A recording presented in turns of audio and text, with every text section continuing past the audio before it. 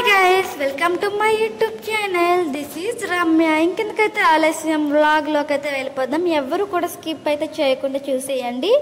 So మీకైతే మా husband కనిపిస్తున్నారు కదా. సో మా హస్బెండ్ అయితే అస్సాం నుంచి అయితే వచ్చేసారు. కానీ ఈ వ్లాగ్ అయితే ఆఫ్టర్ అస్సాం నుంచి వచ్చిన వ్లాగ్ అయితే కాదు. తను అస్సాం వెళ్ళకముందు మేమందరమీ కూడా మా బావగారి వల్ల క్లోజ్ ఫ్రెండ్ వాళ్ళ ఇంటికి లంచ్కి అయితే వెళ్ళాము. అంటే మ్యారేజ్ అయ్యాక రిలేటివ్స్ అందరూ కూడా ఇన్వైట్ చేస్తారు కదా, అదేవిధంగా మమ్మల్ని ఇన్వైట్ చేశారనమాట.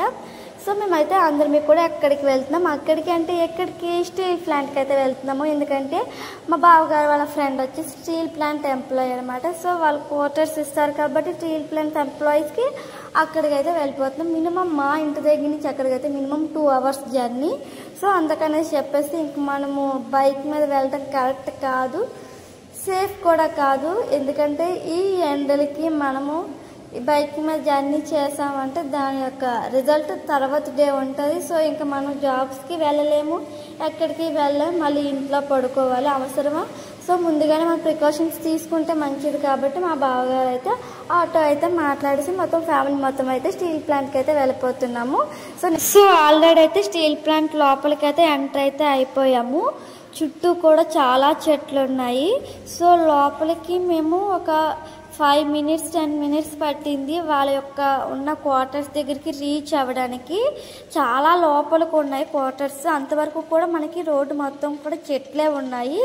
సో నాకైతే చాలా బాగుంది. అంటే స్టీల్ ప్లాంట్ అంటే నేను వేరే విధంగా ఇమేజ్ చేసుకున్నాను, కానీ ఇక్కడికి వచ్చాకైతే మాత్రం చాలా బాగుంది. అలాగే నేను అక్కడికి వెళ్ళిన తర్వాత మేడ మీద కూడా వెళ్ళాను, అది కూడా చూపిస్తాను మీకు. చుట్టూ ఎంత పచ్చదనం ఉందో. ఇక్కడ మేము రీచ్ అయిపోయిన తర్వాత లోపలికి వెళ్తున్న దారిలో చిన్న కుక్క పిల్లలు అయితే కనిపించాయి. భలే క్యూట్గా ఉన్నాయి. పాపం వాటికి ఫుడ్ ఉందా లేదో తెలీదు, ఎవరు పెట్టారో లేదో కూడా తెలీదు. నాకైతే ఎక్కడైనా ఇంటి దగ్గరలో కుక్కలు ఏవైనా ఉంటే మాత్రం చాలా ఇష్టం. ఫుడ్ పెట్టడం, మిగిలిపోయిన అన్నం పెట్టడం. మనం అనవసరంగా ఎందుకు పడేయడం, లేదంటే దాన్ని ఫ్రిడ్జ్లో పెట్టి ఇంకొక రోజు తినడం ఎందుకు అని నా ఫీలింగు. ఇలాగా ఇంటి చుట్టూ ఉన్న కుక్కలకు కానీ కాకులకు కానీ ఎట్లకైనా పెడితే మంచిదని నా యొక్క ఫీలింగు. సో మేమైతే మేడ మీదకి వచ్చామన్నమాట. చుట్టూ కూడా చాలా పచ్చదనం ఉంది.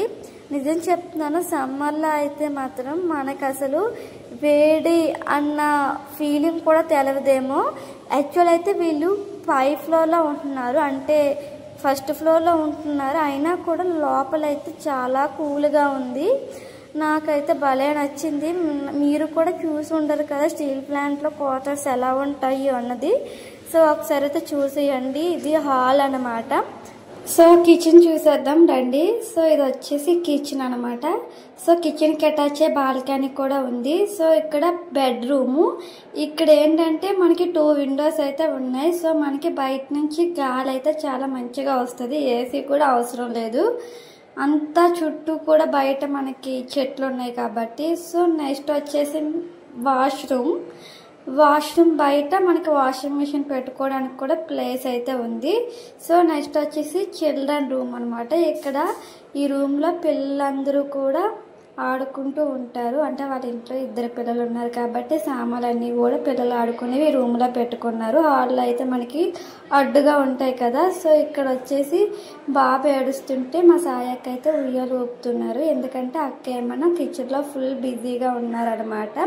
సో ఇదండి ఇక్కడ వాళ్ళకి క్వార్టర్స్ ఈ విధంగా ఉన్నాయి. అందరివి ఇదే విధంగా ఉంటాయని అయితే కాదు, వేరే కొంతమందివి కొంచెం చిన్నగా కూడా ఉన్నాయి. ఎందుకంటే మేము వేరే వాళ్ళ ఇంటికి కూడా వెళ్ళాము. సో అదైతే కొంచెం చిన్నగానే ఉంది. ఇక్కడ మా సుదీక్ష అయితే మిల్క్ అయితే ఫుల్గా తాగేసి ఆట అయితే మొదలు పెట్టేసింది.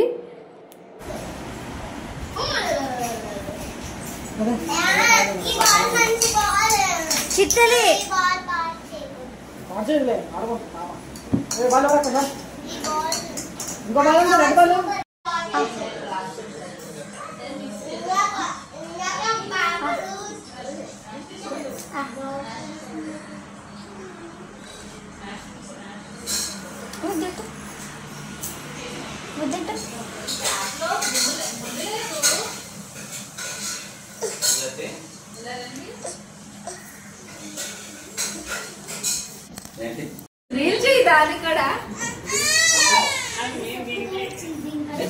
డాక్టర్ బాబు గారు